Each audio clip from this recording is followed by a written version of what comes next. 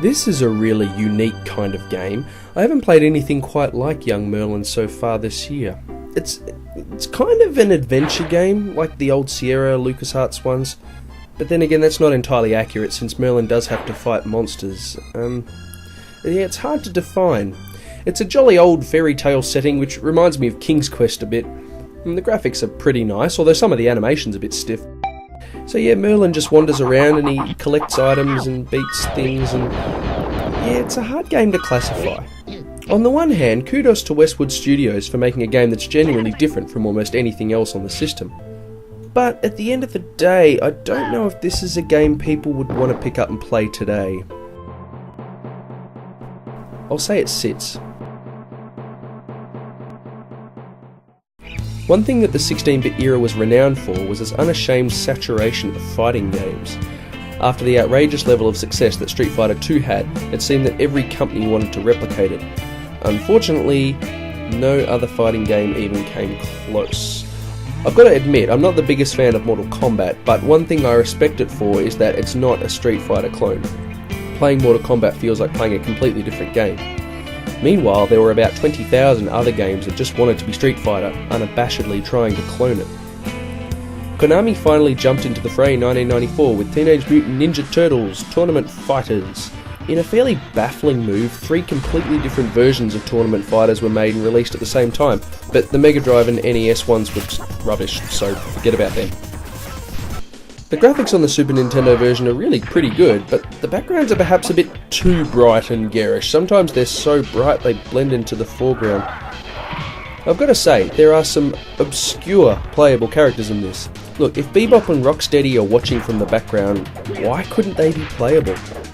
Anyways, the characters are pretty well varied. You can almost spot the Street Fighter character that each one's trying to clone.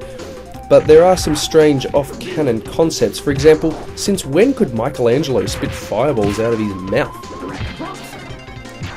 Nitpickers would probably point out that there's some balance issues with the gameplay. I found a few instances where a repeated move could easily lead to success, and other times where the AI seemed really unfair and cheap. Another point of interest was that this was one of the first ever rage meters. It was the first one I ever saw anyway, and it adds an extra layer of tactics to each fight. This kind of meter has, of course, gone on to be adopted in future Street Fighter games. Of course, with any fighting game, it's twice as much fun with 2 people, so that's the best way to play a game like this. Anyway, the bottom line, this is one of the best Street Fighter clones that came about, and if you're a fan of the genre, it's well worth checking out, as long as you can stomach it being a licensed product. It's not as good as Street Fighter, but it's still a pretty fun game. Back in 1994, the vast majority of gamers were teenage boys, myself included, who loved anything that was vulgar, gross and immature. Enter Boogerman, a superhero for the 90s. Check it out, he farts, he burps, he spews, he picks his nose and he can use it as a projectile. And what does it all add up to? A platform game. You know what, Boogerman isn't actually as bad as I was expecting it to be, but it's not especially good either. The main draw card are the graphics. They follow on from the Mega Drive's Aladdin with really smooth cartoony animation. The whole thing looks like it could be straight out of a Saturday morning cartoon, it's great. The game itself is very average though. It feels like one of those PC shareware games that you used to get on floppy disks at the market. It's basically lacking in level design. It's very repetitive. You find yourself facing the exact same obstacles and challenges over and over, just in slightly different variations. Variety, thy name is not Boogerman. Your main dude's pretty decent to control, but the platforming feels really imprecise a lot of the time. It's often hard to tell what's a platform you can stand on and what isn't. Look, it's certainly got a couple of redeeming features, namely the gross factor and the great animation, but is Boogerman an all-time classic? No, it's not. See what I did there? It's not.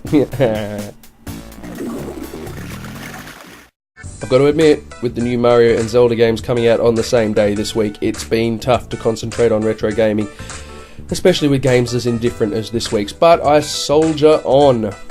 Next week, Wario makes his triumphant return, the clay hits the fan, and Mega Man enters a new generation. Ciao for now. Peace out.